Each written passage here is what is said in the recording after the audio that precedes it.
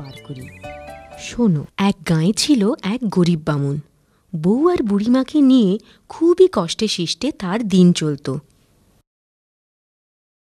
বৌমা, বলিলে ঘরে তো দানাটুকুও নেই। ছেলেও তো সেই কোন সকালে বেরিয়েছে, এখন ফিরলো না। আর একটু দেখি, না তো পুকুর ধার থেকে কিছু শাক পাতা এনে সেদ্ধ করে নেব। ওই ওই আপনার ছেলে এসেছে। বাছা, সারাদিন ঘুরে কিছু পেলি?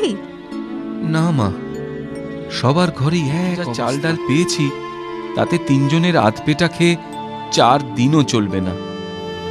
তাই আমি ঠিক করেছি কদিন শহর থেকে ঘুরে আসব। দেখি ওখানে যদি কিছু রোজগার পাতি। আমরা কি তাহলে এখানে কটা দিনের তো ব্যাপার, আমি যত তাড়াতাড়ি পারবো চলে আসব।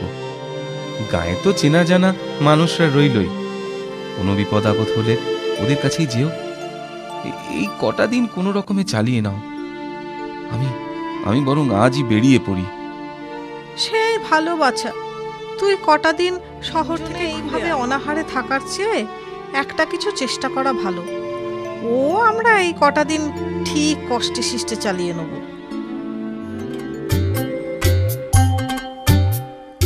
ও মাঝি, ও মাঝি, নৌকা ছেড়ো না। পোটলা পুডলি নিয়ে কোথায় চললে গো ঠাকুর মশাই? শহরে যাচ্ছি গো, শহরে। গায়ের যজমান বাড়ির অবস্থাও তো ভালো নয়, তাই শহরে যাচ্ছি দুটো রোজগারের আশায়। ঠিকই বলেছ, দিনকাল যা পড়েছে, কটা মাসের মধ্যে গায়ের কি দুর্দশা হলো বলো তো। আমি তোমায় বলে দিলাম ঠাকুর মশাই, আমাদের গায়ের ওপর নিশ্চয়ই কোনো শয়তানের দৃষ্টি। জানি বাবু, ভাগ্যে কি লেখা আছে, হবে হয়তো।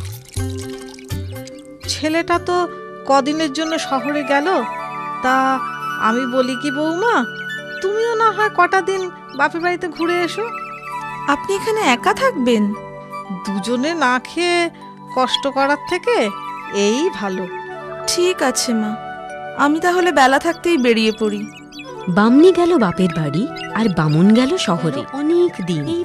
এরপরে শহরে রোজগার শেষে বামুন ঘরের পথ ধরে। এদিকে ওই নদীর পাশেই এক শ্মশান, আর সেই শ্মশানেই থাকে এক জাঁদরেল ভূত। মাঝি, সামনে তো শ্মশান, এই পথে কোনো ভয় নেই তো? বামুন ঠাকুর, অত ভয় নিয়ে কি আর নৌকা চালানো যায়? জলে ভয়, ডাঙায় ভয়, আমার তো মনে হয় আসলে মনেই ভয়। তা যা বলেছ। পোটলা ভরা টাকা করি, ফিরছে বামুন নিজের বাড়ি। হে হে, পোটলা ভরা টাকা করি, ফিরছে বামুন নিজের বাড়ি। এই তো সুযোগ মাথায় এলো, দারুণ মজার ফন্দি। হা উ হা উ, হা উ হা উ হা উ হা। থাকবো না আর এই শ্মশানে বাঁশ ঝাড়েতে বন্দি। থাকবো না আর এই শ্মশানে বাঁশ ঝাড়েতে বন্দি। হা উ হা উ, উ হা উ হা উ হা উ হা।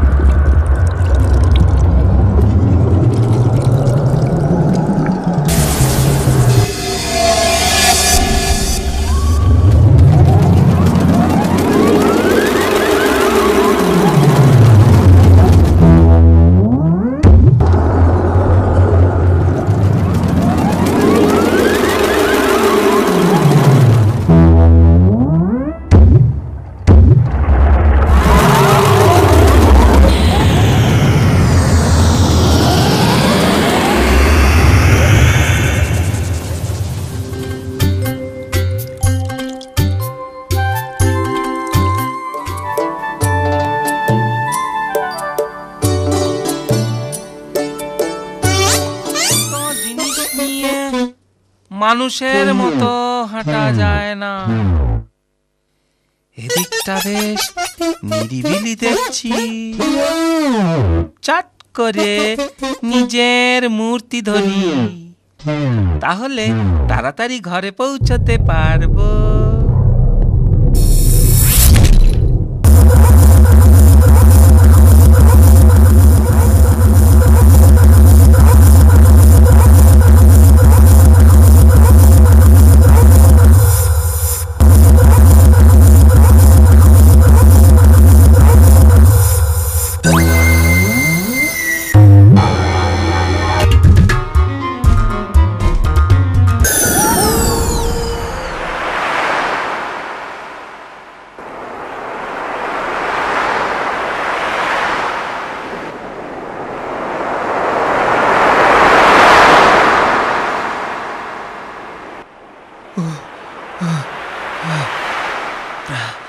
যা তুফানের মধ্যে পড়েছিলাম, প্রাণে বেঁচেছি এই ঢের।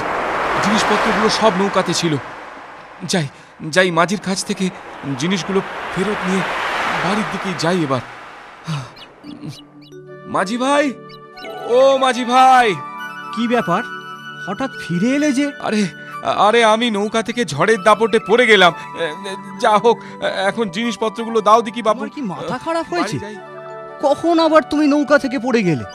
দিব্যি তো নৌকায় বসে এলে, আমার পাওনা করি দিয়ে নিজের পোটলা নিয়ে চলে গেলে। তোমার তো এমন স্বভাব ছিল না। এত মিথ্যে কথা ধম্মে সইবে না মাঝি। মিছে কথা আমি বলছি না, তুমি বলছো। পোটলা পুটলি নিয়ে গেলে, এখন আবার ফিরে এসে বলছো জলে পড়ে গেছিলে, ফেরত চাইছো জিনিসপত্র।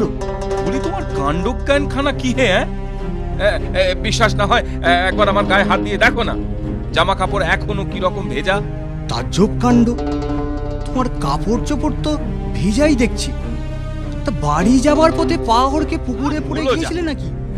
এই মাঝির পোতো দেখি কিছুতেই বিশ্বাস করে না। ভালো হবে না বলছি মাঝি, ভালো হবে না মাঝির পো। ব্রাহ্মণের সাপ লাগবে। তোমার সাপ সাপান তো রাখো দেখিনি।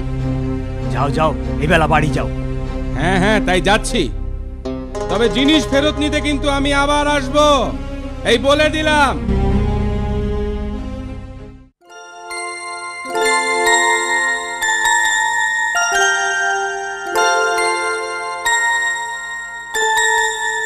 এই নে, তোর জন্য পুলি পিঠে করেছি, একটু মুখে দে বাবা।